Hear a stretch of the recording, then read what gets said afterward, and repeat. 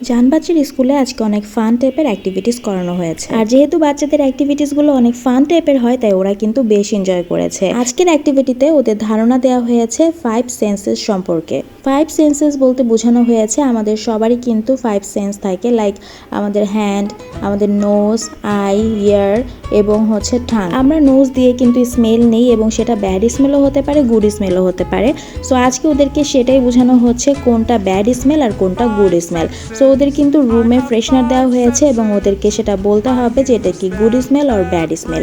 ঠিক এভাবে করেই কিন্তু বাকি যে 4টা সেন্সেস থাকে ওদেরকে সেই সম্পর্কে ধারণা করা হয়েছে। আমাদের টেস্ট বাট, যেমন আমরা কিন্তু ঠাং দিয়ে টেস্ট করে সেটা ফিল করতে পারি যে এটা টেস্টটা কেমন হতে পারে, সুইটি, সাউরি এবং salty and other many kind of tastes. আর আমরা কিন্তু ইয়ার দিয়ে শুনতে পারি এবং আমরা কিন্তু হ্যান্ড দিয়ে টাচ করতে পারি, আই দিয়ে দেখতে পারি। সো সব কিছু মিলে আজকে ওদের অ্যাক্টিভিটিটা করানো হয়েছে। আর যেহেতু ওদেরকে এখন টেস্ট করানো হবে খাবারের ফ্লেভারগুলো কেমন, সেটা কি সুইট অর সল্টি অর সাউরি কিনা, সো এর জন্য কিন্তু সামনে বিভিন্ন ধরনের খাবার রাখা হয়েছে আর ওদেরকে এখন টেস্ট করতে বলা হচ্ছে।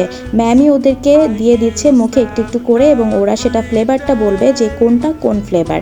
এখানে বিভিন্ন ধরনের জিনিস রাখা আছে, এখানে লেমন রাখা আছে, এখানে চানাচুর রাখা আছে, দেন সুগার রাখা আছে, সল্ট রাখা আছে এবং মেবি এখানে করলাও রাখা আছে। তো সব কিছুই কিন্তু ওদেরকে টেস্ট করানো হচ্ছে। জান বাচ্চা কিন্তু এখানে টেস্ট করে ওর টিচারকে বলছে যে কোনটা কোন টেস্ট।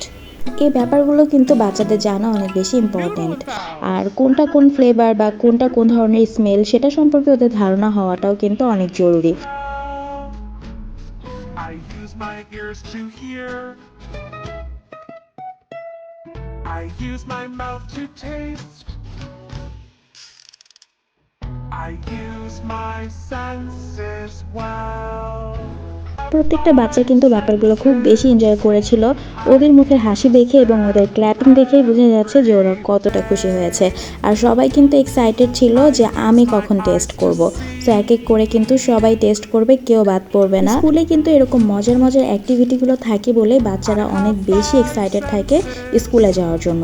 মজার ব্যাপার জান বাচ্চা যেদিন স্কুলে না যেতে পারে ওই দিন উঠেও আমাকে জিজ্ঞেস করে, মাম্মি আজকে আমি স্কুলে যাইনি কেন? তখন ওকে আমার বাধ্য হয়েই বলতে হয় যে স্কুল অফ ছিল। যদি অফ ডে না থাকে, কোনো একটা কারণে আমি যেতে না পারি, কারণ যদি ও শুনে যে স্কুল খোলা আর আমি স্কুলে ওকে নিয়ে যাইনি, ও তো সেই কান্নায় স্টার্ট করে দেয়।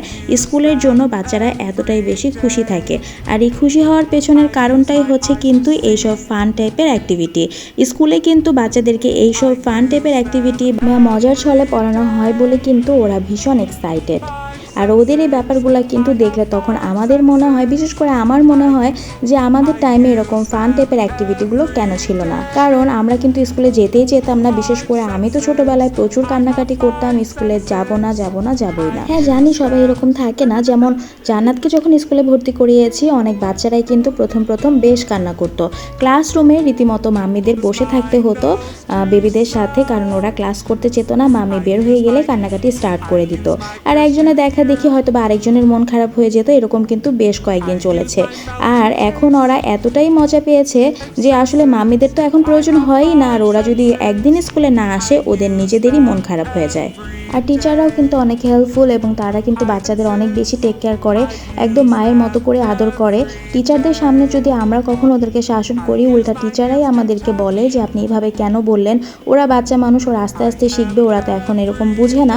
সো ওদেরকে আদর করে বুঝাবেন। আর আমাদের সময় জালি ব্যাত নিয়ে তারপরে কিন্তু টিচাররা আসতো। আর এখনকার বাচ্চারা তো জালি ব্যাত কি সেটাই চিনে না, তাই না? যাই হোক, সব দিন তো আর একরকম থাকে না। আস্তে আস্তে সব কিছুই আপডেট হয়ে যাচ্ছে। আমাদের সময় একরকম ছিল আর এখনকার সময়টা কিন্তু আরেক রকম। তখন অন্যরকম ভালোবাসা ভালো লাগা ছিল আর এখনকার ভালোবাসা ভালো লাগা বা এখনকার অ্যাক্টিভিটিগুলো কিন্তু অন্যরকম। সো সবাই কিন্তু অনেক এনজয় করেছে আর সবাইকেই কিন্তু টেস্ট করানো হয়েছে। আর এরকম অ্যাক্টিভিটিগুলো কিন্তু প্রত্যেকটা স্কুলে থাকা অনেক বেশি ইম্পর্ট্যান্ট। এতে করে বাচ্চারা কিন্তু আউট নলেজ অনেক বেশি পায়। বইয়ের মধ্যে ঢুকে থাকলেই খালি পড়াশোনা করা হয় না, খেলার ছলে এবং বাহিরেরও অনেক কিছু কিন্তু ওদেরকে আইডিয়া দিতে হয়, যেটা করে আসলে ওরা অনেক কিছু সম্পর্কে জানতে পারে, বুঝতে পারে এবং এখনকার বাচ্চারা কিন্তু এর জন্যই অনেক বেশি আপডেট। ওরা কিন্তু সেদিন অনেক কিছু সম্পর্কে আইডিয়া পেয়েছে, অনেক কিছু সম্পর্কে জানতে পেরেছে। আর প্রতিদিনের মতোই কিন্তু মজাদার একটা ক্লাস আজকে ছিল, অন্যরকম একটা ক্লাস, ওরা অন্যরকম জ্ঞান নিতে পেরেছে। আর এভাবে করে আজকে আমার ব্লগটাও কিন্তু ওদেরকে নিয়েই ছিল। পুরোটা ব্লগে আপনারা দেখেছেন যে আমার জানবাচ্চার স্কুলে ওর কী ধরনের অ্যাক্টিভিটি করেছে বা কতটুকু মজা করেছে। আর আমি যা দেখলাম যে ওরা কিন্তু বেশ এনজয় করেছে। আর এভাবে করেই সবসময় ওরা হাসি খুশি থাকুক, ভালো থাকুক, মজার ছলে পড়াশোনা করুক, সেটা কিন্তু সব বাবা মায়েরই কাম্য থাকে। তো সব বাচ্চারা যেন সুস্থ থাকে, ভালো থাকে, এ দোয়াই করি, কারণ একটা বাবা মার কাছে তার সন্তান কিন্তু অনেক কিছু। আর ওরা যখন হাসি খুশি থাকে তখন কিন্তু আমরা বাবা মারা অনেক বেশি হ্যাপি থাকি এবং আমরাও তখন হাসি। সো সবাইকে আজকে এখান থেকে আমি বিদায় জানিয়ে দিচ্ছি। সবাই ভালো থাকবেন। আল্লাহ হাফেজ।